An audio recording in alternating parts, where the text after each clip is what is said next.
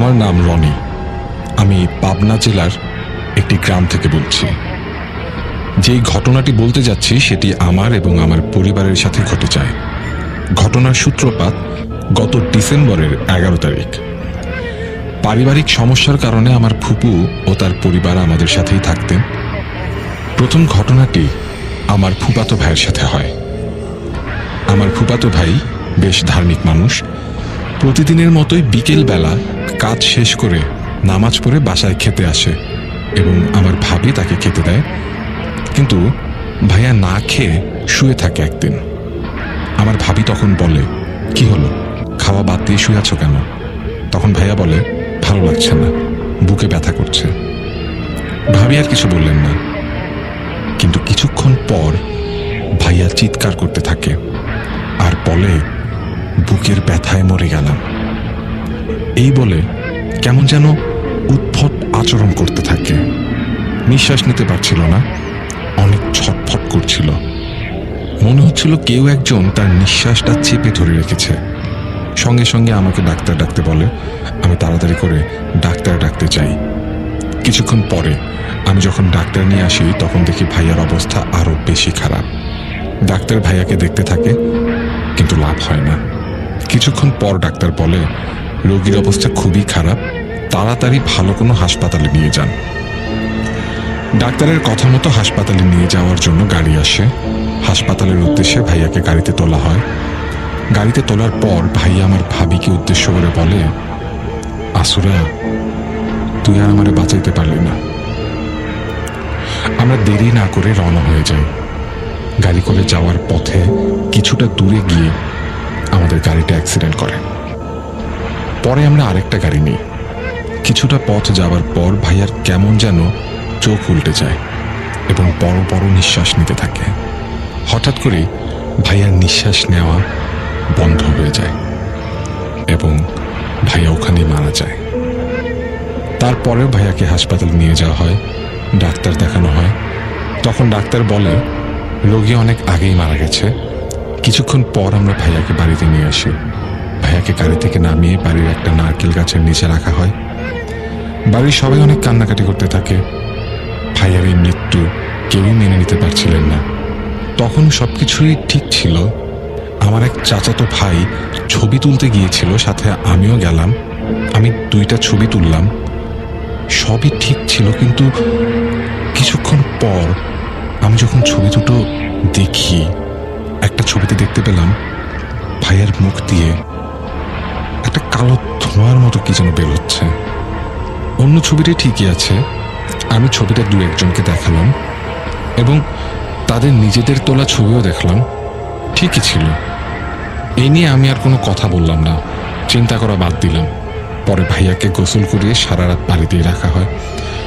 পরের দিন সবাই আসার পর জানাজার নামাজ শেষ করে ভাইয়াকে মাটি দিয়ে সবাই বাড়িতে চলে আসি আর ছবিটা আমার মাকে দেখাই। আমার মা বলে, এটা তোর ভাবির মাকে দেখা। বলে রাখি, ভাবির মা জিন পরীদের সাথে কথা বলতেন এবং দেখতে পারতেন। মায়ের কথা মতো আমি তখন ভাবির মাকে ছবিটা দেখালাম। তিনি কিছু বলতে যাবেন, ঠিক তখনই কিছু একটা তার গলা চেপে ধরে। তিনি কোনো কথাই বলতে পারছিলেন না। তার মুখ দিয়ে ফেনা বের হতে থাকে।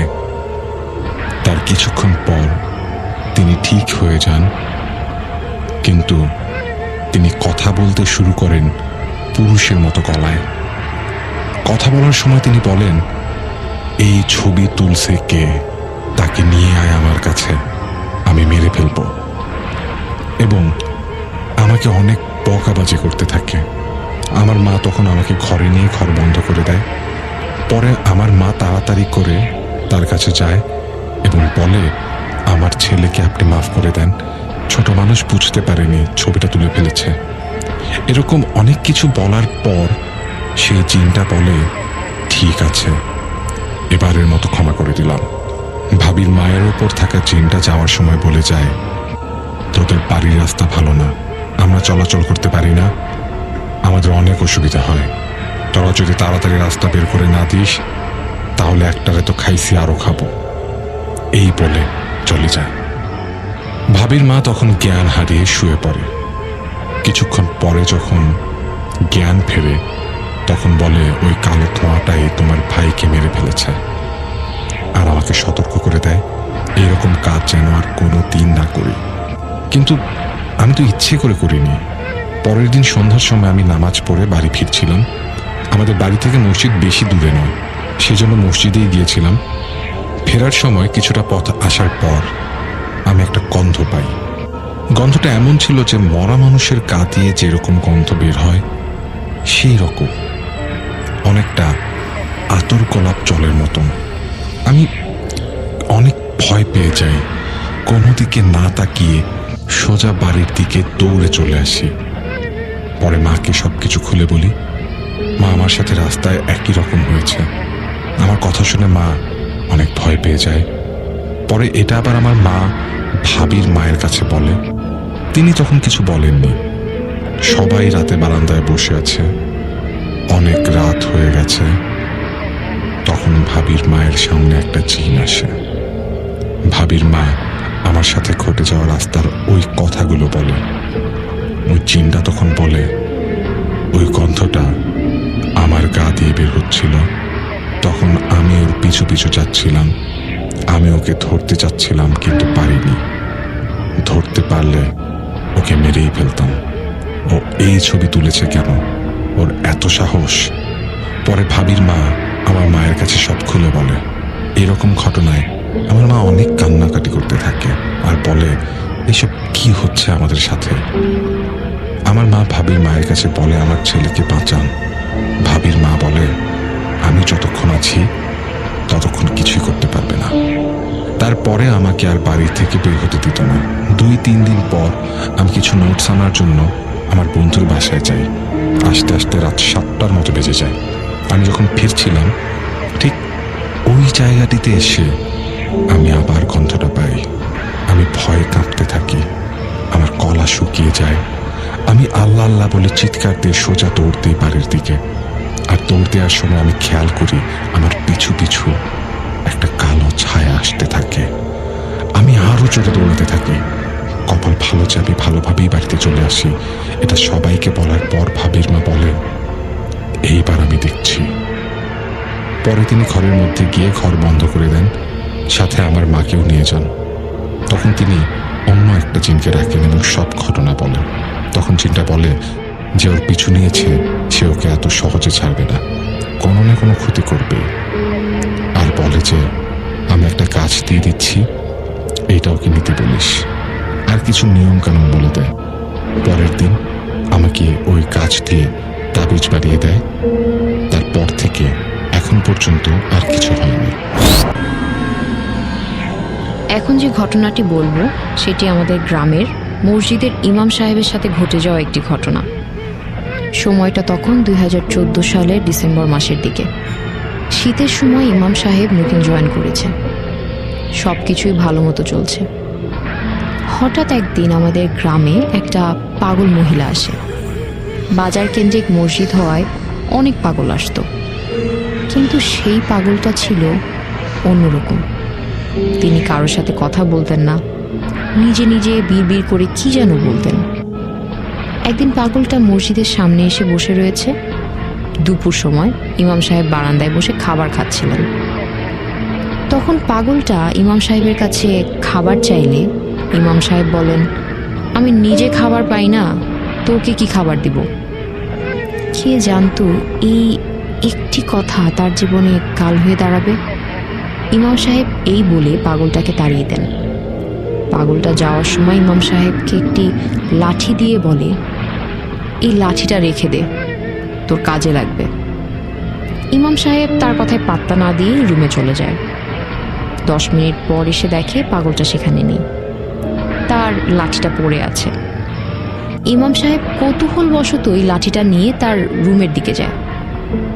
তার 3 দিন পর ঘটে আসল ঘটনা। ইমাম সাহেব এশার নামাজ পড়ে রুমে আসতে 11টার মতো বেজে যায়। রুমে এসে লাইট অন করতে ইমাম সাহেব অদ্ভুত একটা জিনিস দেখলেন।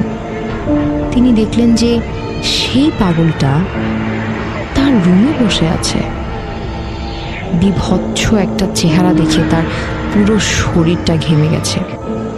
সে কিছু বুঝে ওঠার আগেই তাকে একটা থাপ্পড় মেরে মেঝেতে ফেলে, তার গলা চেপে ধরে।